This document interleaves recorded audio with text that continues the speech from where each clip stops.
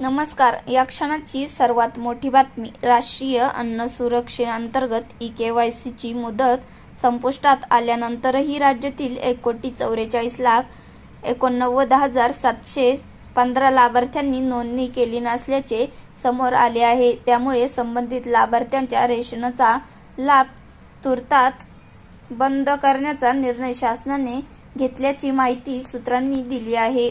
केंद्र सरकार राष्ट्रीय अन्न सुरक्षा योजनेतून महिन्याकाठी कोट्यवधी गोरगरिबांना मोफत धान्य वितरित करते.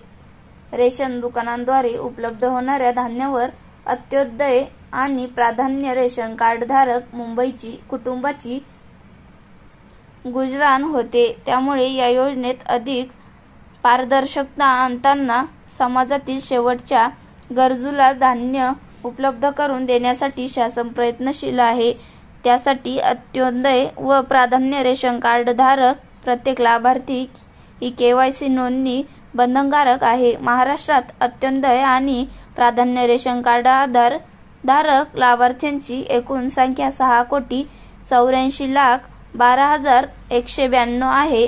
या सर्व लाभार्थ्यांना महिन्याकाठी लाखो टन धान्याचे वितरण केले जाते. परंतु केंद्र शासनाने वारंवार ई-केवायसीसाठी आवाहन करूनही आज मितीस 3,63,87,119 लाभार्थ्यांनी नोंदणी पूर्ण झाली आहे, तर 1,65,35,358 लाभार्थ्यांनी नोंदणी केली असून ती प्रलंबित आहे. केंद्र सरकारने ई-केवायसीसाठी 6 ते 7 वेळेस मुदतवाढ दिली. शेवटच्या मुदतवाढीनुसार जुलै अखेरपर्यंत नोंदणी करणे बंधनकारक होते, पण त्यानंतरही राज्यातील 1,44,89,715 लाभार्थ्यांनी या नोंदणीकडे पाठ फिरवली आहे. शासनाने आता नोंदणी नसलेल्यांचे धान्य बंद करण्याचा निर्णय घेतला आहे. परिणामी या सर्व लाभार्थ्यांना धान्यापासून मुकावे लागणार आहे. राज्यात ई-केवायसी